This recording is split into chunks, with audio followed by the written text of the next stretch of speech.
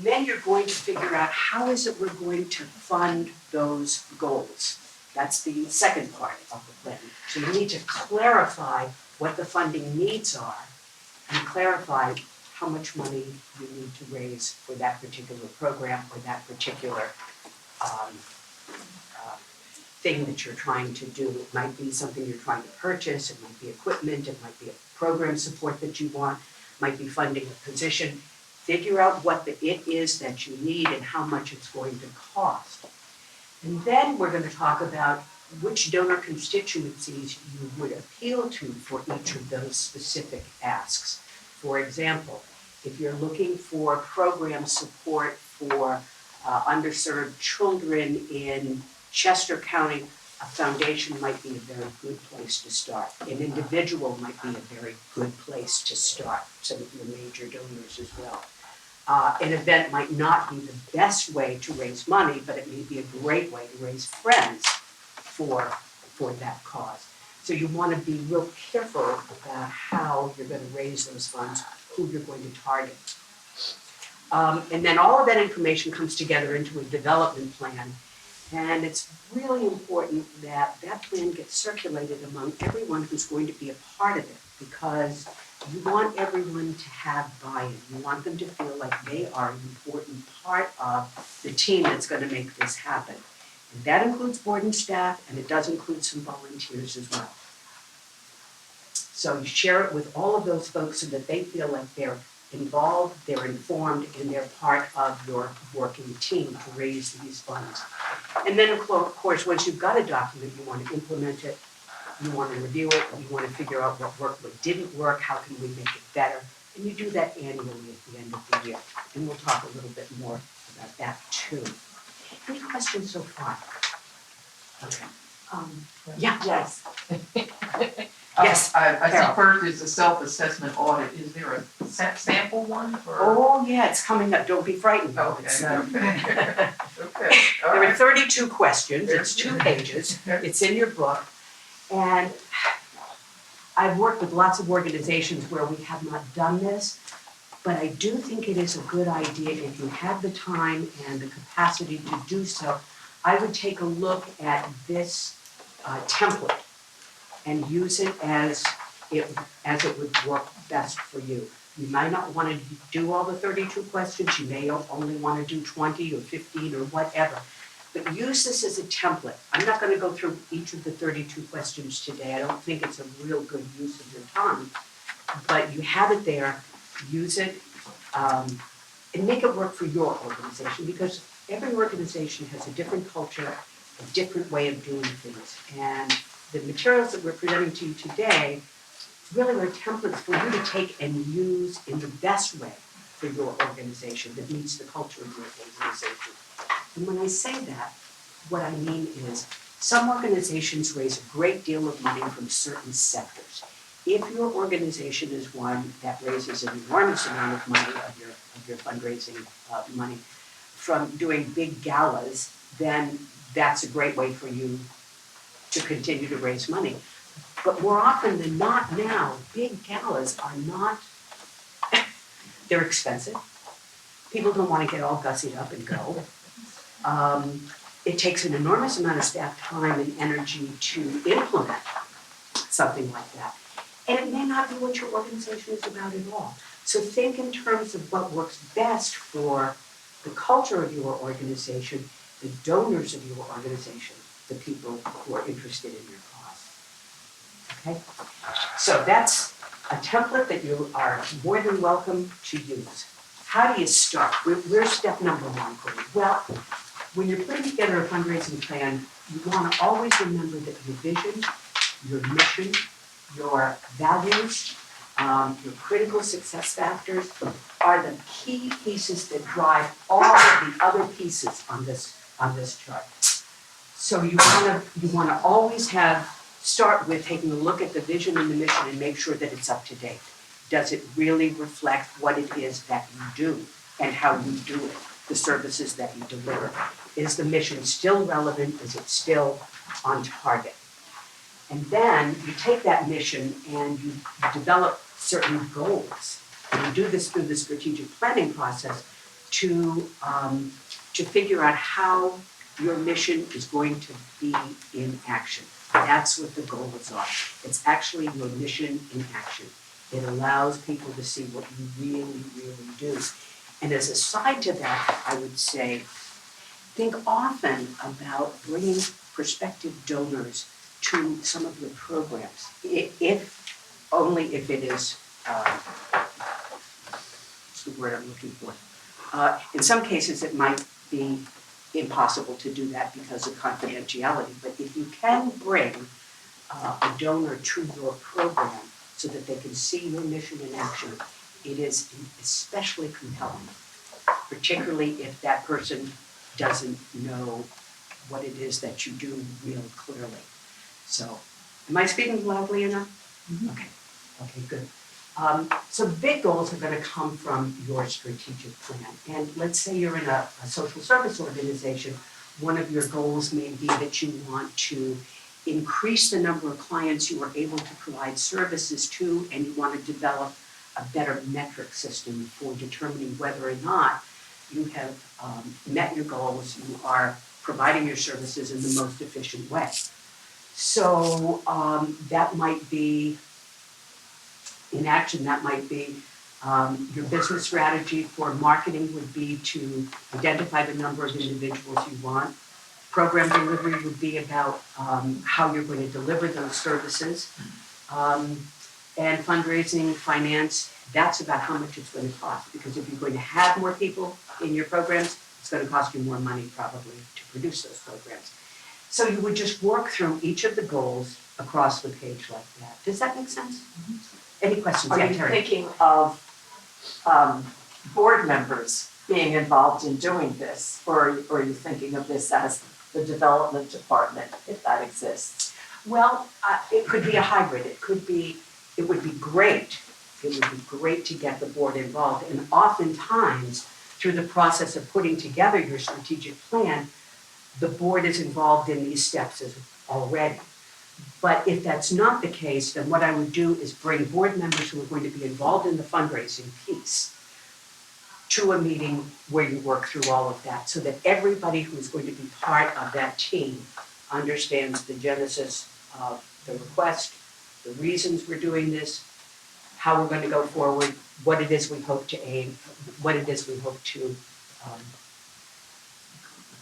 Thank you. Okay, any questions on that? Okay, after you've figured out what the big goals are, then you need to develop a case for support. And the case for support should be a very tight, compelling document with a sense of urgency and a sense of passion about what it is that you're wanting to fund. So you need to start, donors like to start with, well, what's the need? What is the need? So you need to figure out, what are you asking the donor to support? Don't talk about the why elements of the program. Talk about what it is the program is going to do, how it's going to touch a life, how it's going to make a difference for an individual. That's the kind of thing that you want to put right up front, okay? And then you want to talk about why it's important. And one of the things I often do at this point is I talk about what would happen if it wasn't funded. What would it look like if there were children who came through your program and they hadn't learned how to read at the end of the program? What would that mean? What's the impact on the community? Think in terms not of your organizations, what I'm trying to say. Think in terms of the people that you serve and how your service is going to make a difference. Because that's the reason donors give.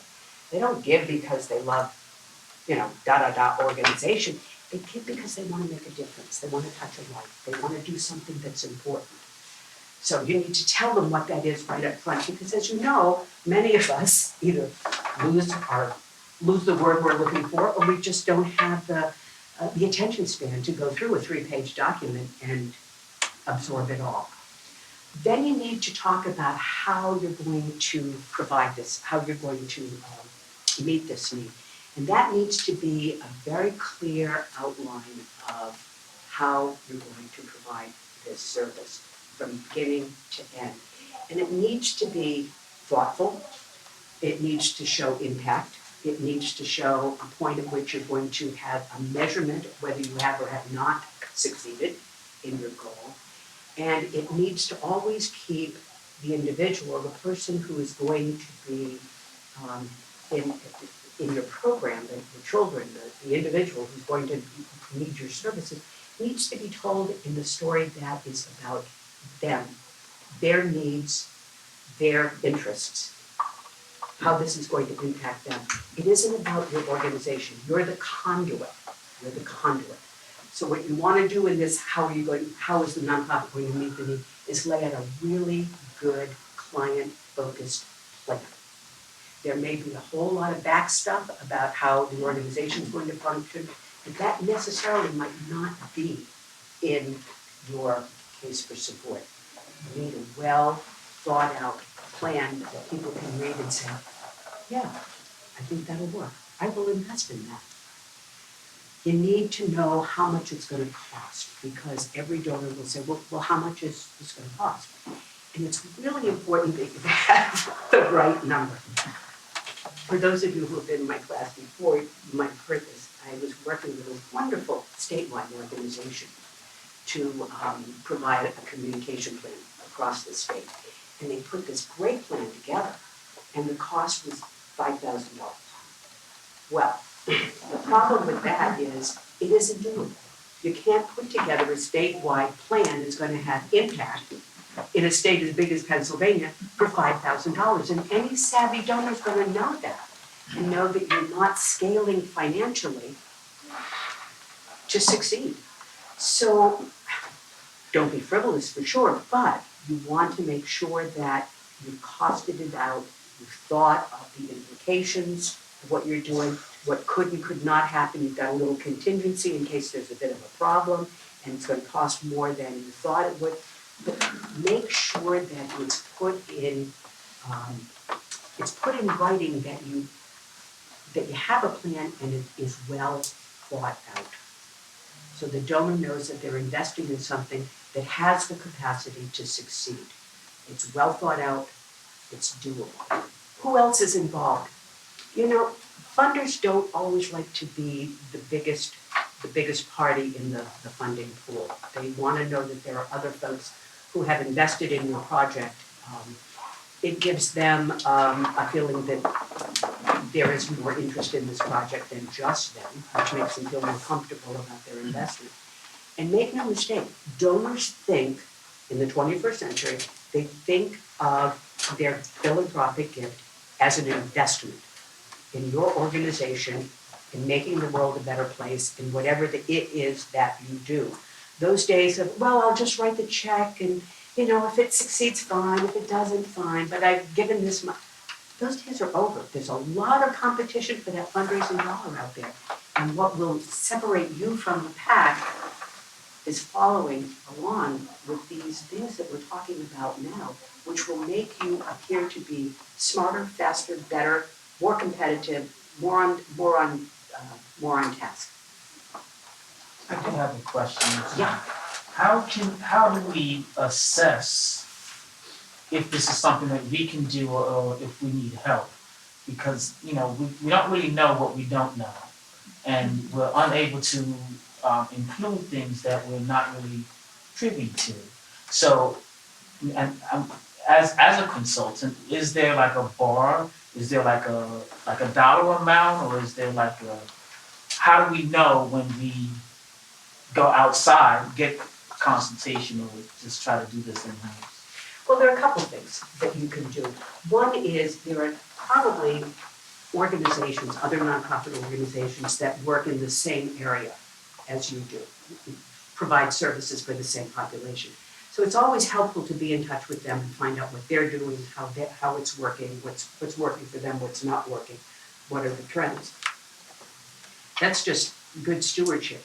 But the other piece is you could go to seminars like this where you learn new things.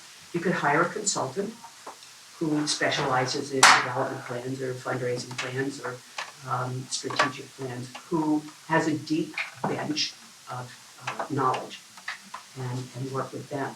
And some of that is fundable. You could go to a foundation and say, we want to put together a fundraising plan. We're not sure how to begin to do that. We need funds to hire a consultant to help us figure that out. So those are some of the ways that you could do that. Yeah. Question, as it relates to number 5, I think it's a great point. Certainly people seem to like to be part of a movement or in that way. How do you get that first person? And how do when you, that first person helps create the momentum, Yep. but the first one seems to be the hardest many times. Yeah. I'm going to ask for your help on this one, Chris, because you're good at this. I think you find the person who you know because you've had a relationship talking with that person about what their interests are. And if that person's interest matches yours, what you're trying to fund here, I would start there. What would you say? So talking about capacity building, and so there's some funders that will specifically Yeah. provide funding to evaluate whether this is a good situation or not. And the other thing is time. There's lots of time. We've got a funder who said they were never going to give us a nickel. And this was 8-9 years ago. And never going to give us a nickel. And they had all their good reasons. And there'd been a change in the organization and all that. And I said, well, I'm going to send you our newsletter. Maybe send us whatever you want. But we're never giving you a nickel. In the last 4 years, they've been our biggest funder. So it took time. I was surprised they called us. But we just kept putting out what we're doing, how we're doing it, why we're doing it. And they had something they really wanted to do. And they knew we were the right ones to go and do that. So it took time. And then other times you get lucky and somebody comes in and says, I really want to do that. And you say, hey, that's great. That's what we want to do. Let's go make this work. But a lot of relationship and showing up and coming to these. Yeah. These are just great networking.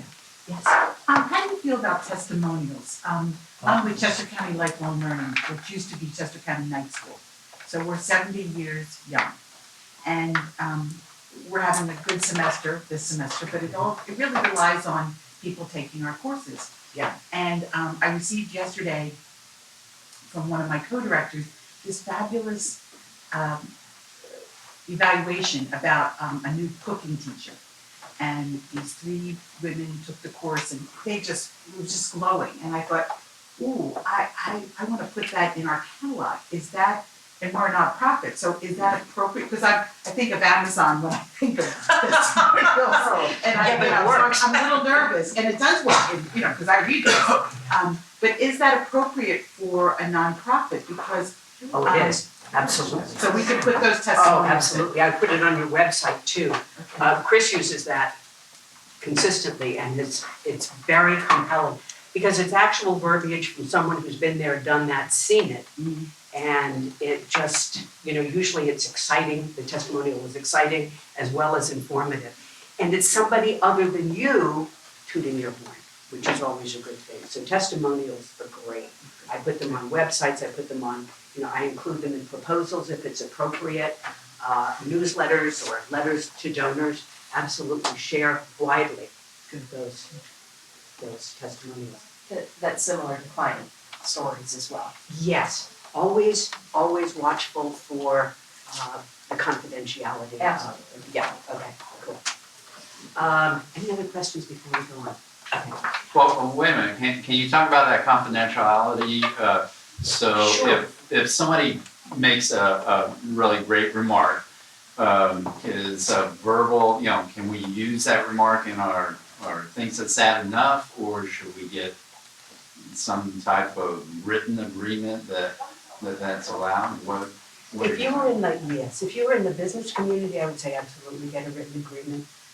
But my experience in the nonprofit world is if you speak with the person who made the testimonial and they're comfortable with having you publish that and you tell them how you're going to publish it and where it will be, if they will would they be willing to put their name to it or just their initials? I think you're going to be well covered. But the larger the organization, perhaps the more litigious people might be. and you may wanna check with your lawyers about it. I've never had a problem with it. Have any of you ever had a problem with a testimonial? Haven't had a problem, but we do exactly that, when we use them, and we use them in our annual report. You get the permission from the parent and from the, in our case, the camper to do it, and then also, I think like any other nonprofit, if you're gonna use a photo, and we do, you have a photo release for that. Yes. Particularly if Yes. you're putting it, and if you're putting it on the web, you know, you probably wanna omit last names, particularly if there's a child or underage person. So, but yeah, that, we found them to work very well, particularly for somebody who's not familiar with the organization. If you could show them in an annual report, that's very helpful, yeah. And I agree with you, somebody suggested to me that I start taking, actual photos for our catalog of our real teachers. Yep. And I got permission from them. Yep. But it made such a difference in our catalog to not just talk about our Italian teacher, but to have a picture of him interacting with the students. So you're right on the money, and we didn't realize that would make such an impact, but it does to have does. our actual instructors in the catalog. It gives a sense of realism. You know? Okay, all right. Then you want to talk about what you need from the donor, and I'd spell it out pretty clearly, and some of you have heard this before.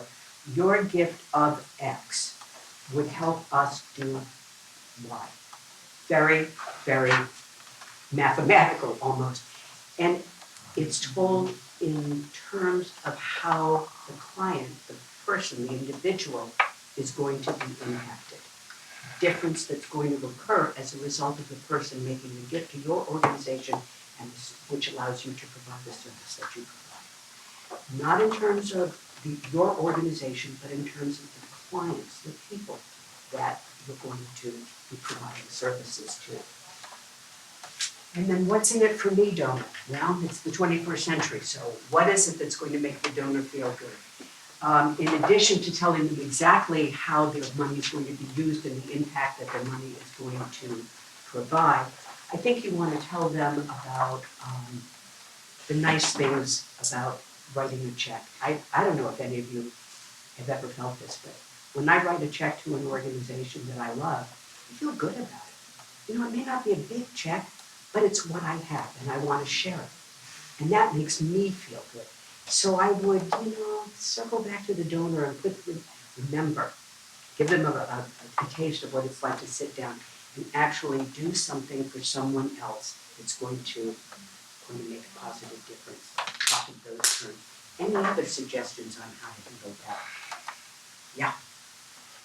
I think you're really pointing out the main cause of this, and I think saying the overarching, this is what we do, and this is how your money supports the overall good, help the community, touch 200 people's lives, whatever.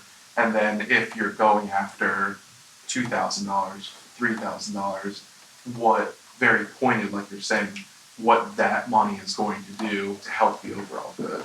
Because like if you don't mention that umbrella, the overarching, what you're gonna do with the money, here's $2,000 for gas to go to trips. Like, what am I giving $2,000 to fill up a gas tank? But what are those trips going to do for the individual? You have to make that connection. Yeah, absolutely. And remember that the donors come from a different mindset, a different world than some of the folks that you're working with in your nonprofits. And you have to kind of spell it out for them because they don't get it.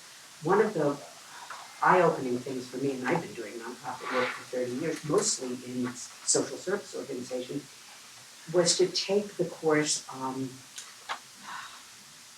something. Bridges out of poverty. Bridges out of poverty. It was astonishing what I didn't know, and I should have known.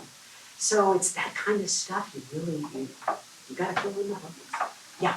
I can say from my personal experience, sometimes, getting something even as little as a small handwritten card acknowledging, the difference you made or the appreciation, shown to a donor, for making a contribution. Certainly you might want to think about whether certain levels make sense to do that, or whether a phone call or other Yeah. touch after that. But I know personally, I've been impacted positively when I've gotten those personal touches, acknowledging what you've done. Now, another way to do that, to add on to that, because the handwritten note is wonderful, but you can't do it for 3,000 people. You can do it maybe for your top donors. But some of you will probably work with boards that they're not real comfortable raising money. And one of the things I learned a few years ago, I was working with Alex's Lemonade Stand, and I was on the board, and I got a call thanking me for my gift. And I thought, that's wonderful. You can respond very quickly, within 24 hours. Just a simple call from a board member saying, thank you for making the gift. We really appreciate it. It's made all the difference in the world. And then, if you can, just ask, what prompted you to make the gift, so that you get a sense of how this person came to you and how this person feels in their connection to you, so that you have a little more information to put in the bag, so that the next time you talk with them, you can really talk about the things that they're interested in. And it does two things. One, it provides the donor with a second or a third thank you, and it also breaks that log jam for people who are very uncomfortable raising funds. They can pick up the phone and thank people without having to ask for funds, and that's a nice beginning to get them involved in the process. Finally, how will we know when we've accomplished what we aim to do? So yeah, you need metrics. You need to be able to say, when we get to this point, we will have accomplished a great deal. And there may be steps 2, 3, and 4 that you want to bring a summary to what you've accomplished. And again, in terms of, after this program, a child will be able to read and enter first grade, or whatever the next step is for that individual. So, Corrine, how do you find your market and your approaches? Well, your level 1 people are folks who probably have not ever made a gift. They found you on social media, or a friend told them about you, or they read about you in the newspaper. And so they don't really know a lot, they're not really connected. So what you want to do is kind of capture these people and bring them up to the next level, which would be invite them to an event, invite them to something that would give them a little more information about what it is that you do, okay? Then you follow up to the third level, where after they've become engaged, they've been to an event, they've expressed interest. Let me go back to level 2 for a minute, because when that person shows up at the event, if you plan your event well, there should be someone from the board or the staff, the board would be best, to make sure you reach out to that person when they come through the door, welcome them, thank them for coming, and help them feel a part of the event. That greeting is so important, it makes a big difference. So that's what I would do with level 1 people who then come to the event. And once they've been to the event, then you might include them in the annual appeal. And what you can expect perhaps is a modest gift, but that's fine. That's fine, that's a starting point. So after events in the annual appeal, if this person seems to be really interested in continuing, you want to get them to volunteer for a program that they might like, or have an individual follow-up with them to find out what their interests are and what they love about the organization and where they feel they might come and be a part of it. What would make them feel comfortable? From that group, you move up to your major donors. And major donors are really the lifeblood of your institution, for sure. They're the ones who provide 80%, most likely, of your fundraising budget. So major donors, and we're going to talk about that later, major donors get a very specific way of being handled and communicated with. Because those major donors then move up, and over time, if they're happy with your organization and they continue to feel that they're a vital part of it, they're going to make a planned gift, and that's a really big gift. and they're going to become preferred donors. Any questions here? So this isn't so much about dollar level, it's degree of engagement that we're talking about. You know, Terry, dollar level is all connected to the engagement. The more engaged someone is, the bigger the gift they're gonna make. Unless, of course, they have no money.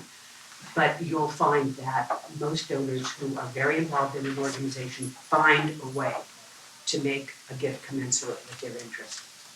Yeah, good fundraising is all about relationship building, which means you need to find out what it is the donor loves about you. I would add to level two, if your organization and your operation support a tour, so they see it in action, Perfect, yes. I think that just starts to resonate with people. It makes it real. And one of the ways you can do that too, without a lot of fuss, is establish that every other month on the second Tuesday for 1 hour, there will be an open house, there will be a tour, so that your board members and your volunteers can easily bring someone to the tour on that particular day. It's a great idea. Now you gotta figure out, you've got all these donors, you gotta figure out, well, what do I do with it? Okay, well, your targets could have something to do with the geography. It has to do with age, income or wealth, psychographics. I had to look that up, I wasn't sure what that was. It's interests, it's lifestyle, it's what you think, it's who you hang out with, you know, that sort of thing. Closeness to the cause, introducer, door opener, or asker. Okay? So that's a pretty wide spread. The gift sources are gonna be individual gifts, they're gonna be foundation gifts, they're gonna be corporate gifts, and they're gonna be government funding. And each one of those sources will need a different approach and a different spin on your story. Spin's not a good word, a different nuance of your story. The gift size will also depend in large on how long they've been involved and their income level and wealth and their closeness to your organization. And the approaches depend upon what it is you're trying to do. If you're a new donor, you want large groups or medium-sized groups for those donors. For your major donors, obviously, you're gonna move towards one-on-one handwritten personal notes and meeting in person, that kind of thing. So this just helps you take a look at all of the different options and figure out which one is the best option for the donor that you're dealing with. And remember too, donors start here, the bottom of the pyramid, and then they join the mailing list, then they support an event, then they make an annual gift, then they make a major gift. Okay, all that information gets put together, you develop tactics, due dates, and assignments, and you develop goals for the number of people. We say prospects, and what we really should be saying is prospective donors. How many prospective donors do you need to be able to raise the dollars that you need to raise? What are the number of gifts and in what range, and what are the number of dollars that you're going to want to raise? And all of those things get put into the fundraising plan. It's really important that you have goals, really important. And then at the end, you compare the results of what it is that you have raised and learned with what it is you started out thinking you were going to do. And it's a long journey, but what you're going to find is that it isn't just about the goals and the numbers and the dollars. It really is about the relationships that you begin and build over the course of the year. Because that's truly what encourages fundraising, successful fundraising, is building that relationship with the donor. Remember when I said earlier that your major donors would provide 80% of your fundraising goal? They're gonna make up only 20% of your entire donor database. It's a very small number, which makes it easier to deal with those major donors in an individual way. I think the mistake so many of us make is that we try to treat all of our donors like major donors. And in truth, we can't. We need to treat all of our donors well, but we need to triage what we can do, not what we would always like to do. So for the folks who are making the smaller gifts, 20% of the funds in your annual campaign are gonna come from 80% of your donors. So, that's direct mail, that's social media, that's events, phone solicitations. It's staff implements the solicitation. So it's higher costs and modest returns because you're probably using mail, okay? But it's not really hands-on, it's more fundraising through visual means or written means. 80% of your funds are gonna come from 20% of your donors. And that's gonna have the highest impact on your budget, obviously. They're major gifts, they're deferred gifts. It requires a whole lot less upfront time because the way you're gonna talk to these people is one-on-one, usually with the board and the board chair, a board member and a board chair, or the CEO and the board chair, depending upon how long that donor's been with you. To use a CEO and a board chair to make a solicitation to a donor shows the ultimate respect. If you're gonna solicit a top major donor, I would recommend that the CEO and the board chair go to that one-on-one meeting with the donor. It shows a sign of great respect for that donor. And it gives you time to talk to that donor and answer all of that donor's questions that they may have about what it is that you're asking them to do. And in that give and take conversation, you're going to learn a lot about what works and what doesn't work for your donor, so that the next time you go back, you've got more information. So, and that's the least expensive way to raise money because it's volunteers. You can take people to a fancy restaurant, that's fine, but many organizations don't have the culture that that's what they do. I worked at Women's Wear, we brought box lunches, that's how we did it. You gotta work with the culture of your organization. Now, we get to the part about asking people for money, and your board will block. I'll do anything to ask for money. I'd rather go to the dentist than ask people for money. That's the staff's job. Well, in point of fact, sometimes it is, but really, when a staff asks a donor to make a gift to the organization, one of the things that a donor thinks is, well, it's paying their salary, that's why they're asking. And it makes the ask less compelling. But if an individual who donates time and money and volunteers for the organization comes and asks, that makes a difference, because that person has no axe to grind. They're just following their passion. And a donor, it's more of a peer-to-peer relationship that you have with that donor. Can I ask you a question about, if we have a board member who can give $10,000 a year, I'm just making up a number, and that's their financial capacity. They just can't do any more financially, and they're gonna go ask a donor for $100,000.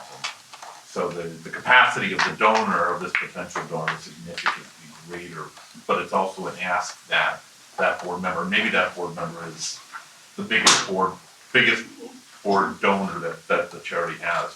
How do we coach that board member to ask for such a relatively enormous gift? It's 10 times more than that individual board member can give, to ask that of somebody else. How do we do that in a way that enables the board member to feel comfortable? Kind of responding to the statements you have on your slide there. It's not my job, I don't need to do that, it's embarrassing. Right? Like, hey, if I wanted to ask you for 10,000, if I was that board member, well, I'm already giving 10, can you meet me there? But can you do 10 times of something that I could never do? Kind of thing. What do you say to folks like that? Wow, that's a really good question.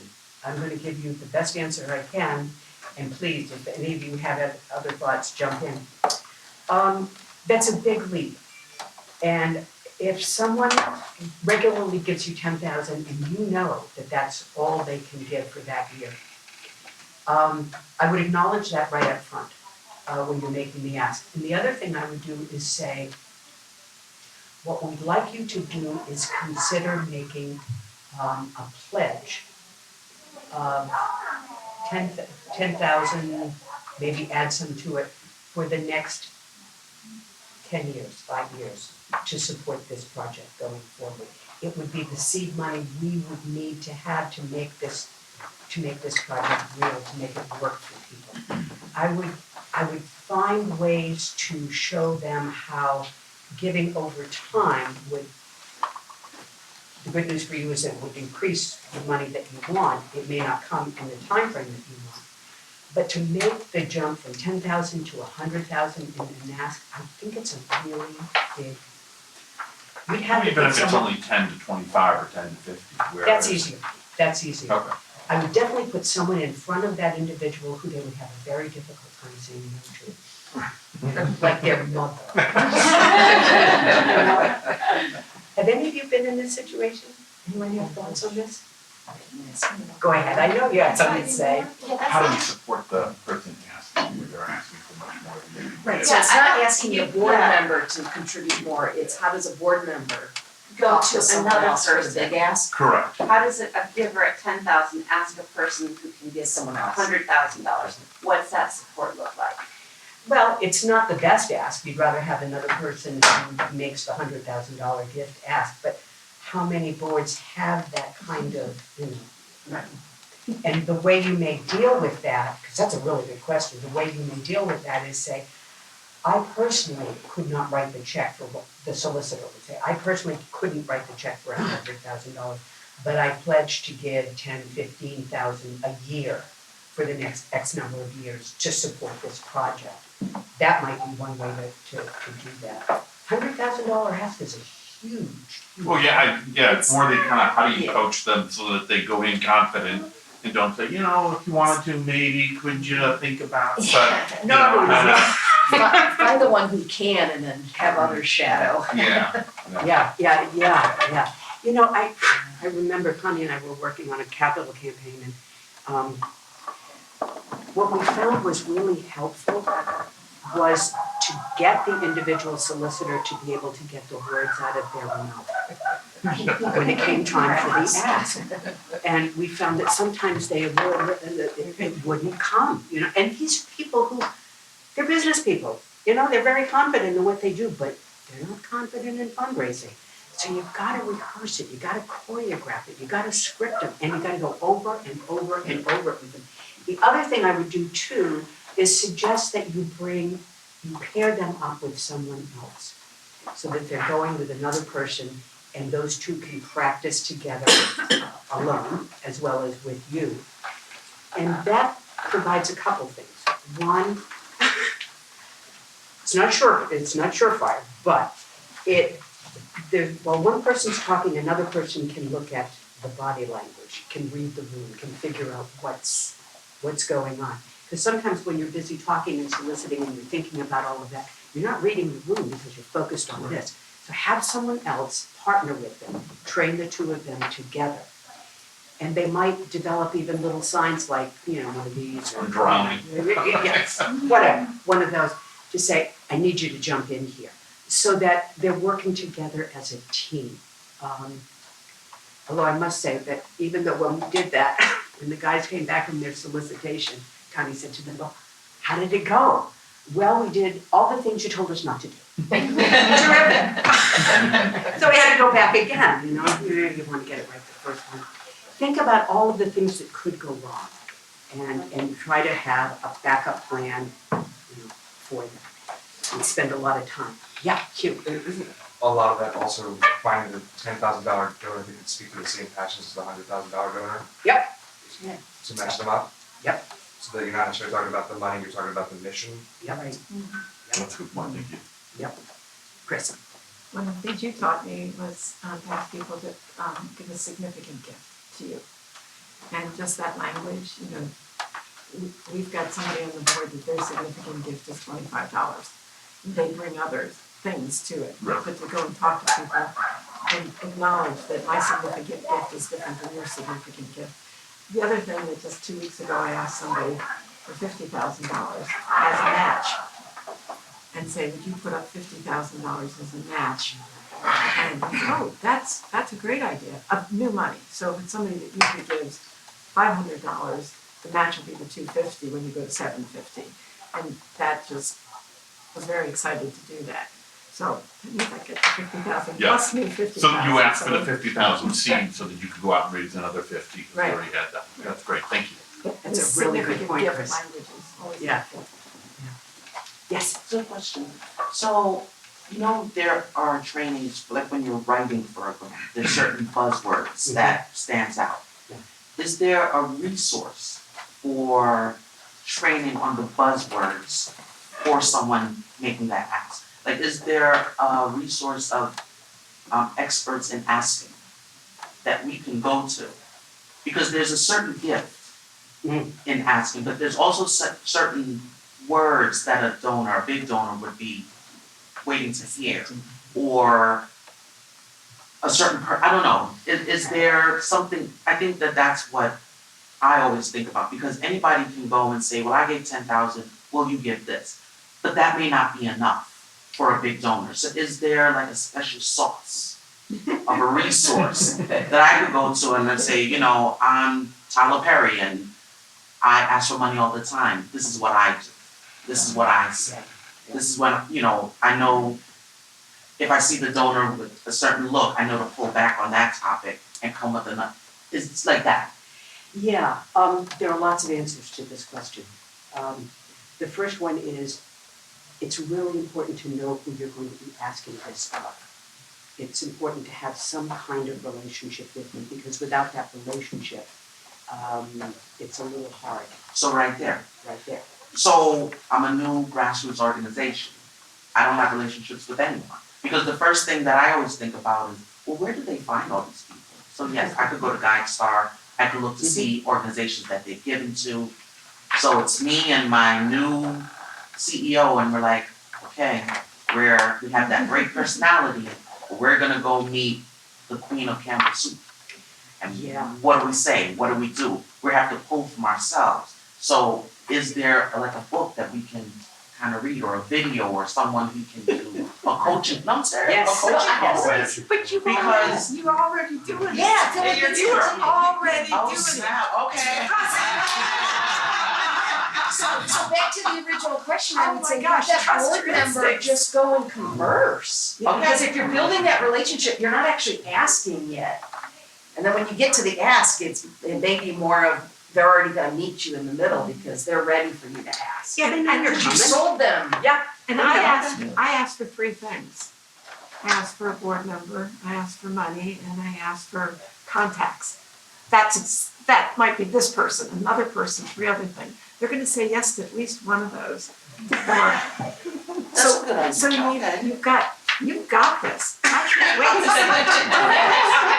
see. Yeah, it may just be, can you do the printing for our annual report?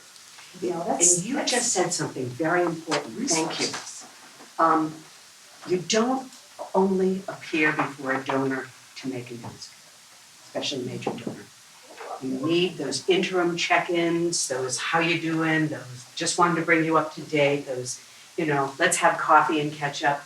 That is not an ask. It's about letting them know what's going on, finding out it's about building that relationship. So when you put your development plan together, make sure that there's room in there for visits with the individual major donors throughout the year.